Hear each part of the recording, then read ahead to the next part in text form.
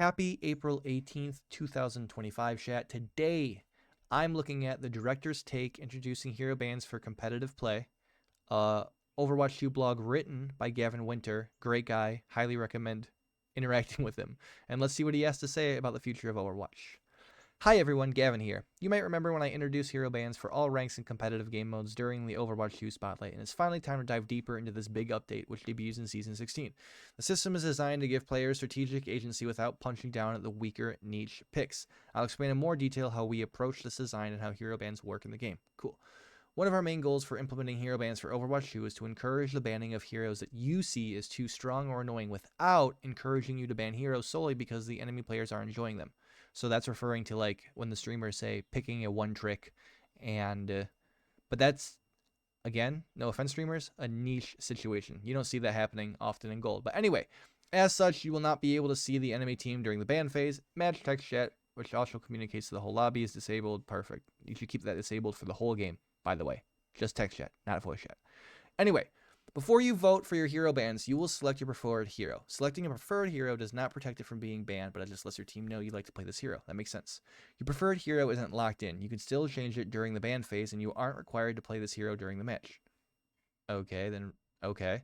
Team text or voice chat can be used for communicating, and your team will be able to see. Yeah, just talk. Obviously, if you want to win, talk. But no one does. Anyways, an effort to make each match feel unique, we are going with... This sentence does not work.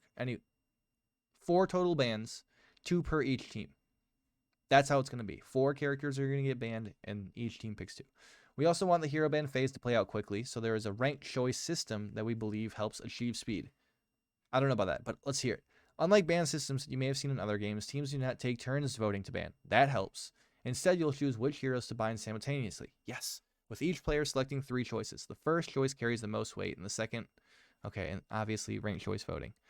Behind the scenes, each of your 3 choices are worth different numbers of votes. That's how ranked choice voting works. The first choice is worth 7 votes, the second is worth 5, the third is worth 3.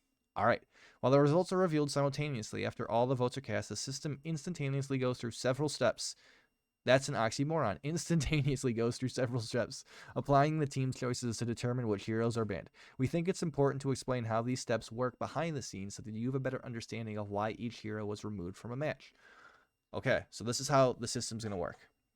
The team with the most votes for one hero will be considered the first team, and their most voted hero will be guaranteed to be banned. If both teams are tied for the most votes for a single hero, the first team is decided randomly. Okay, so this is what's instantly happening. The other team becomes the second team, and both of their bans happen next. If the heroes they voted to ban were not the first team's most voted hero, then their most and second most voted heroes will be banned. If the second team's most or second most voted hero was also the first team's most voted hero, then the second team's third most voted hero is used instead. Finally, the second most voted hero on the first team will be banned, in the same caveat the second team had when banning their heroes. In cases where the number of votes for a hero are tied, the hero that was voted by the most players in the lobby is banned. If heroes are still tied, ties are broken randomly. No more than 2 heroes in each role can be banned. If 2 heroes in the same role have already been banned, a team's next most voted hero. Okay, so basically, chat, long story short, you vote 1, 2, 3, and it matters how you ban them. It's different weight, and then algorithm. You got that? Okay. You can choose to pass at any time during the ban phase by pressing the ready button. So perfect. You don't even have to vote, chat. You can just abstain.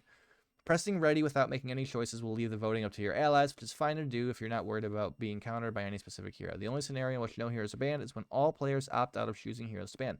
Neat. Based on internal testing, we found it's very rare to play matches where fewer than 4 heroes are banned. Well, people do hate Overwatch characters.